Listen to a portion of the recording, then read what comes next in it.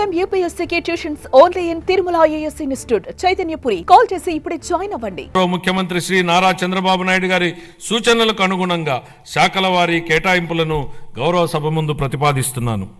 వ్యవసాయం మరియు అనుబంధ రంగాలు. ప్రముఖ వ్యవసాయ శాస్త్రవేత్త డాక్టర్ ఎంఎస్ స్వామినాథన్ గారి మాటలు నాకు గుర్తుకొస్తున్నాయి. వ్యవసాయం గాడి తప్పితే మరేదీ సక్రమంగా సాగడానికి అవకాశం ఉండదు. మన రాష్ట్ర వ్యవసాయ రంగం 62% జనాభాకు ఆసరాగా ఉంటూ మన ఆర్థిక వ్యవస్థకు వెన్నెముకగా నిలుస్తోందన్నది వాస్తవం. వ్యవసాయ రంగం ఎంతో ప్రాముఖ్యతను కలిగి ఉన్నప్పటికీ ఈ రంగానికి సంబంధించి అనేక కీలక పథకాలను అమలు చేయడంలో గత ప్రభుత్వం పూర్తిగా విఫలమైంది. వివిధ వ్యవసాయ పథకాల కింద చెల్లించవలసిన 5,510 కోట్ల రూపాయల బకాయిలను గత ప్రభుత్వం చెల్లించలేదు. వీటిలో 693 కోట్ల రూపాయల బకాయిలను మా ప్రభుత్వం చెల్లించింది. రాష్ట్రీయ కృషి వికాస్ యోజన కింద చేపట్టే డ్రిప్ ఇరిగేషన్ పథకాన్ని గత కొన్ని సంవత్సరాలుగా అమలు చేయలేదు. అసలు డ్రిప్ ఇరిగేషన్ ప్రాజెక్టుకు ఉన్న ప్రాధాన్యత గత పాలకులకు ఏం తెలుసు అధ్యక్ష? డ్రిప్ ఇరిగేషన్ అనేది ఈ దేశంలో లేని రోజుల్లో దాని ప్రాధాన్యతను గుర్తించిన నాయకుడిని చూశాం. దేశమంతటా డ్రిప్ ఇరిగేషన్ ఉన్న ఈ రోజుల్లో దాన్ని నిర్లక్ష్యం చేసిన గత పాలకుడిని చూశాం. ఈ సందర్భంగా డ్రిప్ ఇరిగేషన్ ఈ దేశంలోకి తొలి అడుగు ఎలా పెట్టిందనేది ఈ తరానికి తెలియజెప్పాల్సింది అధ్యక్ష. డ్రిప్ ఇరిగేషన్ గురించి ఎవరూ ఆలోచన చేయని 90వ దశకంలో ఇజ్రాయెల్ టెక్నాలజీని రాష్ట్రానికి తేవాలన్నారు చంద్రబాబు నాయుడు గారు. అధ్యయనానికి ఇజ్రాయెల్కి వెళ్లిన కమిటీలో నేను సభ్యుడిగా ఉన్నాను అధ్యక్ష. 3 ఐఏఎస్ అధికారులను నన్ను సభ్యుడిగా ఆ కమిటీలో నియమించారు. నాటి ఉమ్మడి రాష్ట్ర ముఖ్యమంత్రి చంద్రబాబు గారి సూచనల మేరకు దాన్ని అధ్యయనం చేసి అందించిన నివేదిక ఆధారంగా దేశంలోనే తొలిసారిగా ఉమ్మడి రాష్ట్రంలో డ్రిప్ ఇరిగేషన్ పైలట్ ప్రాజెక్టు ప్రారంభించారు. దీనిపై నాటి కాంగ్రెస్ పార్టీ అవహేళన చేసింది.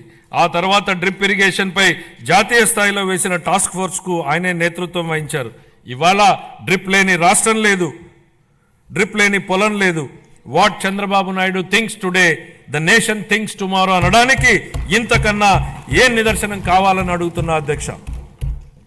ఇలాంటి డ్రిప్ ఇరిగేషన్ను గత ప్రభుత్వం పూర్తిగా నిర్లక్ష్యం చేసింది. కేంద్ర ప్రభుత్వం డ్రిప్ ఇరిగేషన్ పథకం కోసం విడుదల చేసిన 616 కోట్ల రూపాయలను దారి మళ్లించింది. మా ప్రభుత్వం ఏర్పడిన తర్వాత డ్రిప్ ఇరిగేషన్ కోసం 176 కోట్లను విడుదల చేసి అదనంగా 85,000 హెక్టార్లను డ్రిప్ ఇరిగేషన్ కింద తీసుకురావడానికి మా ప్రభుత్వం అనుమతులిచ్చింది. జీవితంలో ఒక్కసారైనా డాక్టర్, లాయర్, పోలీసు మరియు బోధకుడు అవసరమని చెప్తా ఉంటారు. కానీ రైతు ప్రతిరోజు అవసరం, 3 పూటల అవసరం. కాబట్టి అలాంటి అన్నదాతకు ప్రగాఢ కృతజ్ఞత భావంతో మేము మరో సూపర్ 6 హామీని నెరవేర్చడానికి సిద్ధమవుతున్నామని తెలియజేయడానికి ఎంతో సంతోషంగా ఉంది. ఎన్ని ఆర్థిక ఇబ్బందులున్నా అన్నదాత సుఖీభావ పథకం కింద ప్రతి రైతుకు ఏటా 20,000 రూపాయల అందించేలా కేటాయింపులు చెప్పామనడానికి గర్విస్తున్నాం అధ్యక్ష. మా ప్రభుత్వం వ్యవసాయ రంగానికి ఊతమిచ్చేందుకు రాష్ట్ర వ్యాప్తంగా 21.87 లక్షల వ్యవసాయ పంపు సెట్లకు 9 గంటల ఉచిత విద్యుత్తుని సరఫరా చేస్తోంది.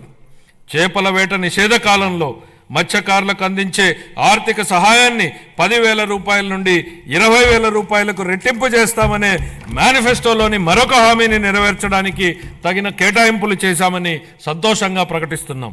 25-26 ఆర్థిక సంవత్సరానికి వ్యవసాయం మరియు అనుబంధ రంగాలకు 13,487 కోట్ల రూపాయల కేటాయింపును ప్రతిపాదిస్తున్నాను.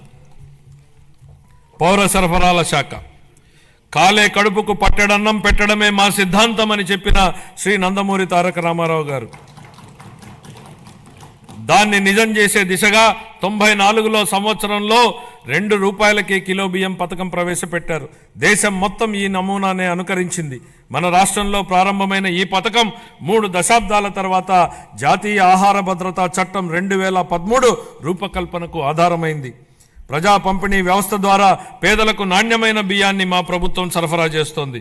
వచ్చే విద్యా సంవత్సరం నుండి మధ్యాహ్న భోజనం కింద ప్రభుత్వ పాఠశాలలకు మరియు సాంఘిక సంక్షేమ వసతి గృహాలకు ప్రత్యేకంగా ప్యాక్ చేయబడిన నాణ్యమైన బియ్యం సరఫరా చేయబడుతుందని గౌరవ సభకు తెలియజేస్తున్నాను.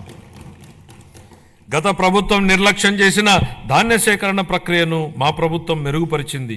వ్యవసాయ రాబడిలో వరి కొనుగోళ్లకు ఇచ్చే మద్దతు ధర ముఖ్యమైనది. అని మనందరికీ తెలుసు.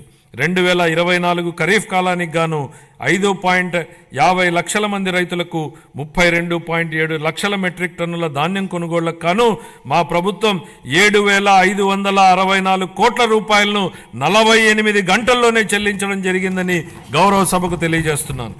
వాస్తవానికి 90% మంది రైతులకు 24 గంటల్లోనే చెల్లింపులు జరిగాయి. గత ప్రభుత్వ హయాంలో పెండింగ్లో ఉంచిన ధాన్యం కొనుగోలు చెల్లింపులకు సంబంధించి 1,674 కోట్ల రూపాయలను మా ప్రభుత్వం చెల్లించింది. తన సోదరీమణుల వంటింటి కష్టాల నుండి గట్టెక్కించడానికి మన గౌరవ ముఖ్యమంత్రి గారు 1999 సంవత్సరంలో దీపం పథకాన్ని తెచ్చారు.